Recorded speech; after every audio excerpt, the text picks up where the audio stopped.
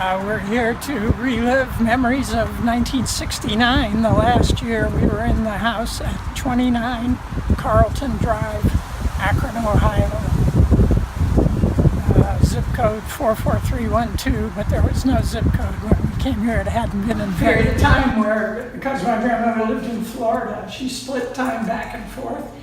And at some point, somebody in the family gave her a turntable stereo and these giant speakers. They were like 4 feet tall. And I remember they were set up by the windows. And we were putting records on and just blasting the sound. But yeah, you could walk right up to the windows. We never opened them. But there was definitely a mantle here. And she had family photos on the mantle. And a black and white TV right there. And the fake fireplace. And the fake fireplace, yeah, I've got that in a picture somewhere. Then every Sunday she cooked. So all the children and the grandchildren would come over on Sunday and get a big dining room table. And my Uncle Jim, who was 6'2" and 300 pounds, he anchored the table and he would, he would be holding court on this end of the table. So, and she had all her china in here, which this was all built. It's really nice. I don't recall that she decorated anything here. She had a chest of drawers right here, and she actually liked to burn incense. Have you ever smelled incense? Mm-hmm. She did. She liked it. I don't know if she grew up with it, and she set it right there. And she also had a cookie jar, and there were Christmas cookies in it, and we never ate them. And then one time, now they're old, they're months and months old, and we took a bite out of one out of the cookie jar, and it was pretty bad. we put it back in the jar. That was bad. And then this was her bedroom back here. So if I spent the night, we would be back here in the bed, and at my house, there were no windows where, like, as soon as the sun came up, it was beating down on you. That wasn't, but here when I came, I knew, boy, as soon as it got light, we were going to be in, it was time to get up. And then she had her dresser here with her great big mirror and all her makeup. And so she always stood there. Well, maybe she had like a little vanity, a bench. But this, and now where would her closet have been for her clothes? There's no closet on this, and see, she never went upstairs because the renter. There is the 2 closets. Oh, that's right, in the front door. Yeah, walkway there, and the one is pretty big. Is it? Pretty Okay, big, yeah. all right, we'll have to look at that. So, and she had a parakeet for a while, and the bird cage was right here, and it was on a stand. And then when he died or whatever, she never got another one. There was a garage. We played in the garage sometimes. And but the yard was never big enough really to throw a ball in or anything like that. And the kitchen.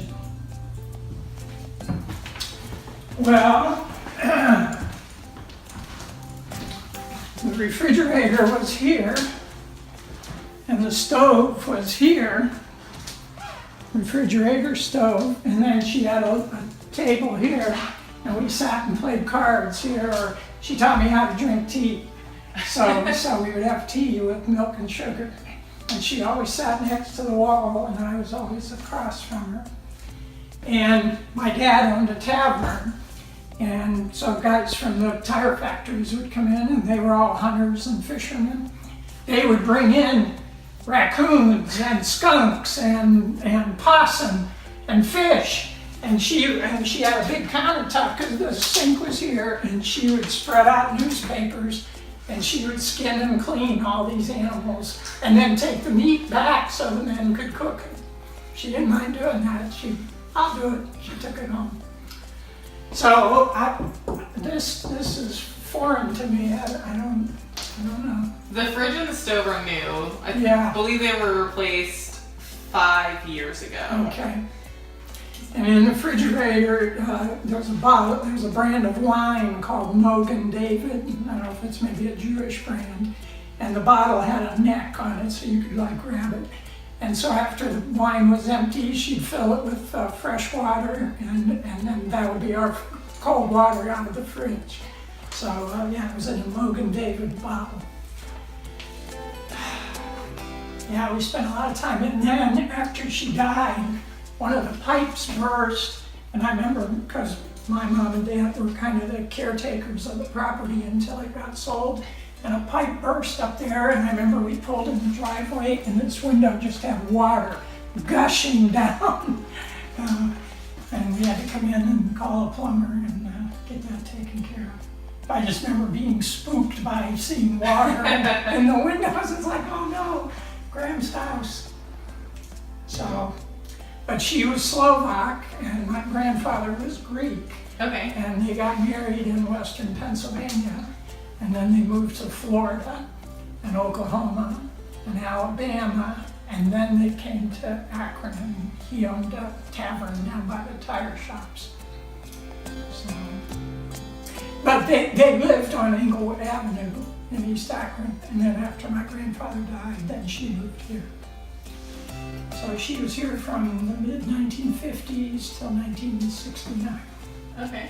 All right, well, there was a pool table downstairs. I bet it's not there. I don't think so. Yeah, and it was built in. It's like, boy, if you're gonna take it out, you're gonna have to do some demolition. All right, well, boy, that hasn't changed.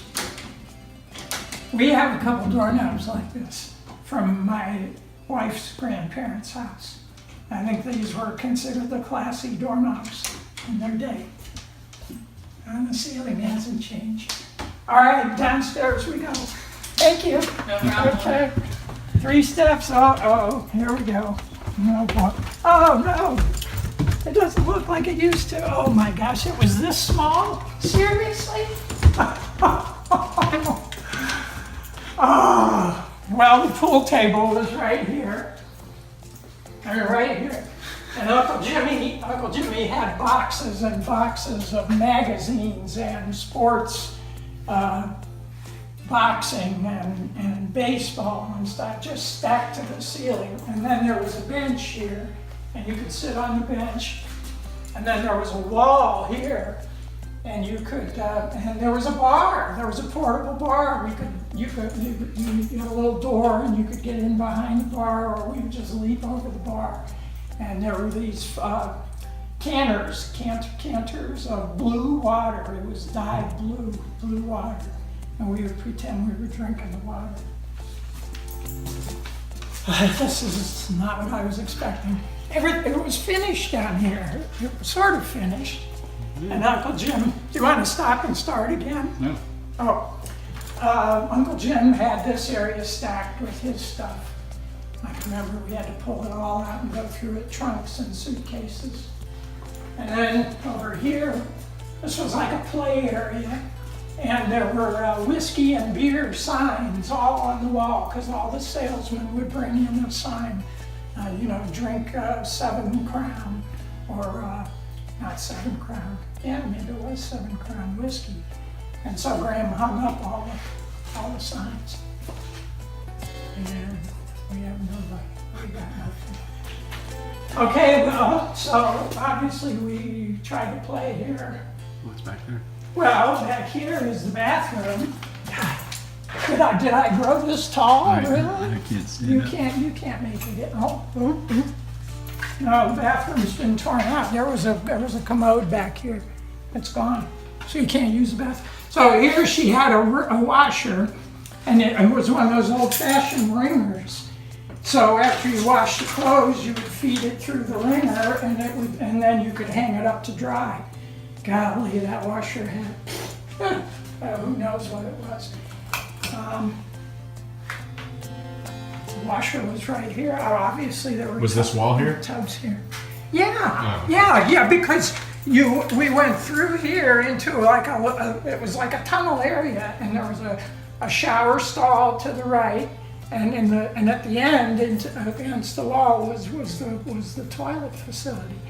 And I thought there was something to the left, but maybe it was just a wall. Was that scrubbers there?